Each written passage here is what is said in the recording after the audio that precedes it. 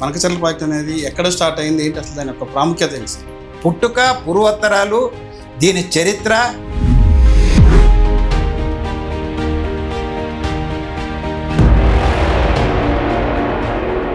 ఈరోజు ఇన్ని నీళ్లు పోతున్నాయి కాబట్టి మేము కట్టుకుంటాం, మీరు కట్టుకోండి అని చంద్రబాబు గారు అంటారు. మీరు కట్టుకునే వాటికి నేను వ్యతిరేకించనని అంటారు. ఏంటిది అంటే ట్రిబ్యునల్స్ తీర్పులు కానీ, సిడబ్ల్యూసి గణాంకాలను కానీ, గోదావరి యాజమాన్య,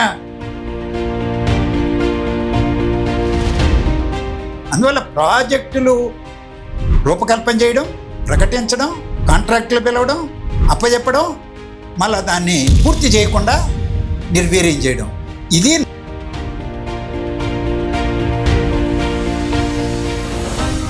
జనాలు భయభ్రాంతికి గురి చేస్తున్నారు ఈ వేదిక అని చెప్పి అంటారు. నిజంగా మీరు జనాలు భయపడుతున్నారా?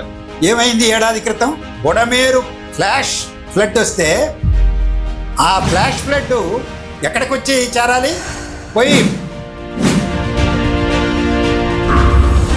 సార్, ఇప్పుడు ఈ ఆంధ్రప్రదేశ్కి సంబంధించినటువంటి ఈ బనకచెర్ల ప్రాజెక్ట్ ఎంత అయితే వ్యయం అవుతుంది, ఎందుకు ఈ ప్రభుత్వం పీపీ పద్ధతిలో వెళ్తూ ఉంటుంది?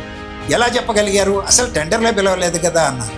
టెండర్లే పిలవకుండా, అధ్యయనం చేయకుండా, ఎగ్జాక్ట్గా చెప్పాలంటే 81,900 కోట్లు ఎంతో చెప్పారు. ఎలా వేసారు లెక్క? కాకి లెక్క.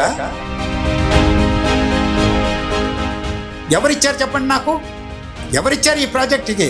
మెగా కృష్ణారెడ్డి కంపెనీ ఇచ్చిందా, లేకపోతే గవర్నమెంట్ సెక్టార్ ఈరోజు లేదు, అది నిర్వీర్యం చేశారు ఆ సెక్షన్ని. మరి ఈపీసీ విధానం కింద దీన్ని ఎవరిచ్చారు మీకు? చంద్రబాబు నాయుడు గారు ఎలా ప్రకటించారు ఈ వివరాలని? బొల్లాయిపల్లి మీదుగా నేరుగా బనకచెర్లకు తీసుకెళ్ళి అక్కడి నుంచి రాయలసీమ పాడుకోండి అనే ఆలోచన కూడా ఆ గవర్నమెంట్ పోయింది. చంద్రబాబు నాయుడు గారు వచ్చారు. చంద్రబాబు నాయుడు గారు ఇప్పుడు దీన్నే ప్రతిపాదించారు. పోలవరం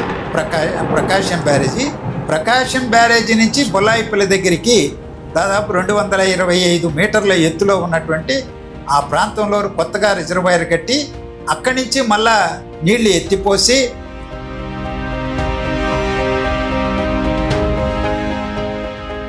సార్, ఇప్పుడు ఈ బనకచెర్ల ప్రాజెక్టు వల్ల ఎందుకు రెండు తెలుగు రాష్ట్రాల మధ్య రాజకీయంగా మారింది?